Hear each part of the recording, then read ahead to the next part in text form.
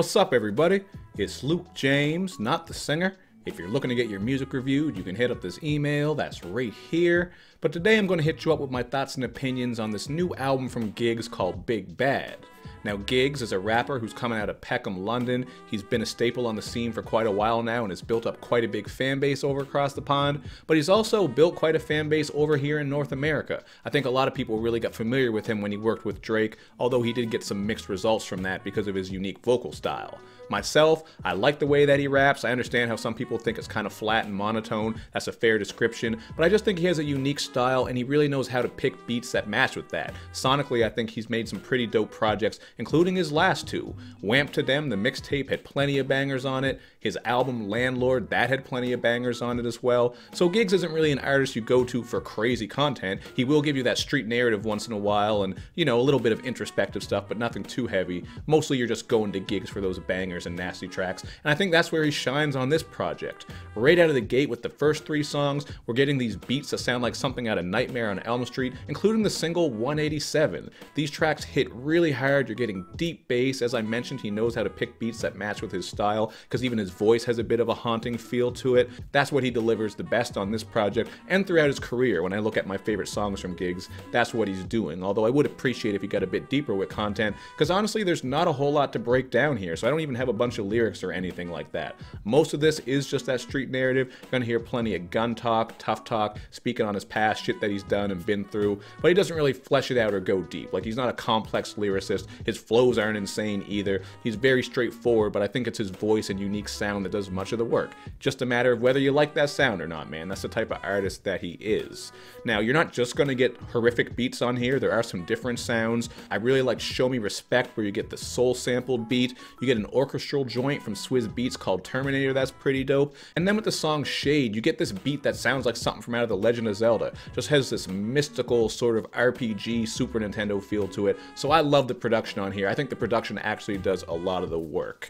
As I said, he doesn't really get too deep with his content, and this is 18 tracks. So if there's one thing that held this project back quite a bit for me, it's that it probably could have been trimmed, man. You probably could have took like 4 or 5 tracks off of this and it would have made a bigger difference. Even his last two projects were like 10, 15, 20 minutes shorter, I believe, based on what I remember from listening to those and checking the runtime. So this just seems like another instance where we're getting a bloated, overstuffed project that we probably didn't need in that sense. But that's just my opinion. I really like a concise record, generally speaking. It has a lot of deep subject matter, but even still, I took some tracks from this, despite it being the opposite of what I just said. There's not a lot of subject matter, and it is draggy, but there are still some nice tracks on here.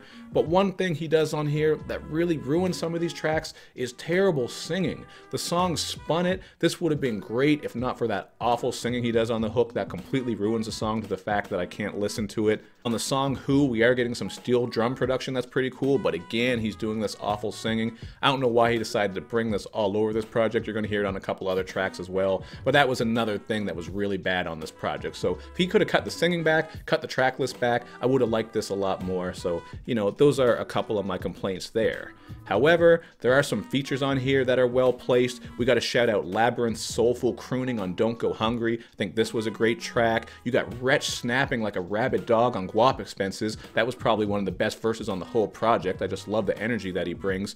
And on Mic Check, Jadakiss sounds right at home over the Jaleel Beats production. So you're getting some great beats, you're getting some well-placed features. Although French Montana on Hold Up, he's just awful on this song, man. This might be one of the worst verses I've heard all year. He is just bumbling and all over the place like a goddamn housefly trapped in a mason jar. I don't know what the fuck he was trying to do here. One of the worst features, one of the worst verses I've heard, period, in 2019. So that was one instance that we can pile away with the negatives about this project, man, for sure. So at the end of the day, man, I'm gonna go with a 3 out of 5 here. I really didn't have too much to speak on and break down. I think the beats are good. I do like his lumbering style, but it can wear kind of thin throughout the length of this project, considering he's not bringing a lot of interesting topics or subject matter. You know what I mean? That's how I feel. 3 out of 5 feels like a fair rating. I like his other two projects better. I think there are higher highs on those projects and they are a bit more concise.